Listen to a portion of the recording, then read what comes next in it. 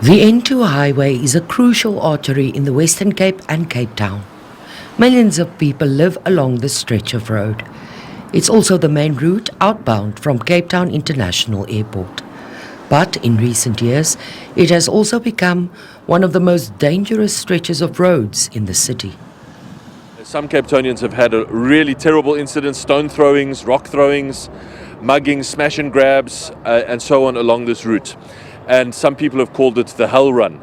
And we hope that because of this investment, it is the hell run no more. That now you will be able to use the stretch of the N2 with a much greater feeling of safety. And we are also working more closely with SANRAL to make sure that their highway cameras are working at all times. We now have an escalation system so that if they are not working, that we escalate it immediately and make sure that we get it repaired, or SANRAL gets it repaired. So we really are trying to bring together all of the agencies that operate here to make sure that this highway and airport area is safer. In partnership with the SABC and the Cape Town International Airport, 44 additional officers will enhance existing safety efforts. This initiative is actually helping us to deal with the safety of travelers in and around the airport. And I'm also happy that these officers, these 44 officers, additional 44 officers will be operating from the airport. So they will be visible within airport precinct as much as they'll be visible in the public road.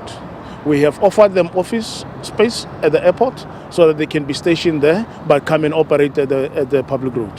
So we want that visibility. That is good for our travelers. Information boards along the highway indicate that it's a high crime area and motorists are urged not to stop. Other roads identified for deployment of law enforcement officers are the R300 that connects the N1 and N2 highways, as well as the N7 highway direction north out of the city. That obviously is curtailed by how much resources you have on the road at any given time. This gives that a big shot in the arm with 44 extra staff, so that's 10 staff per shift plus a supervisor, and that means just a much greater presence on these roads, early morning shift, late afternoon shift and at night, so that we're better able to respond to requests for service. We help about 500 people a month on these roads, people who become stationary, their vehicle breaks down, they stop to make phone calls, they run out of petrol, they load passengers or offload workers. All these things create risk for them. And so when we see that on the CCTV cameras, our officers will go and stop and assist them. These deployments come from the 700 new city police officers that are currently placed across the city. This follows an intensive 18-month training program. The biggest chunk of them are our new neighborhood officers, where every neighborhood in the city is getting 5 dedicated officers for the first time ever. That will make a really positive difference in neighborhood policing, patrolling. We are also making a dedicated allocation to armed escorts for our frontline service staff. We have terrible incidents where our water teams who are going to install new taps or fix taps or whatever are themselves also coming under attack. We will have officers dedicated to armed escorts for them. We have this highway patrol addition, this 44 officers. So yes, this is all part of a massive investment that we're making this year. Cape Town has had an escalation of violence across the Cape Flats in recent months.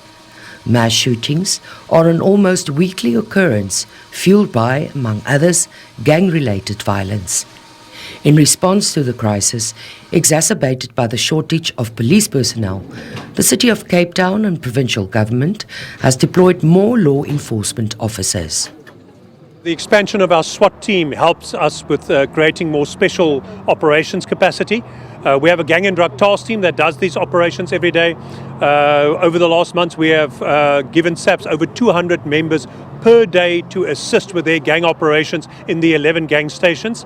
That will also expand. The SWAT team also expands that capacity for the targeted operations on gang houses, so we can do those raids and operations more frequently based on the tip-offs we get from community members. Spend a lot of time going out there, handing out pamphlets, telling the people what the tip-off number is, explaining to them that we'll pay for information, that we have a reward system.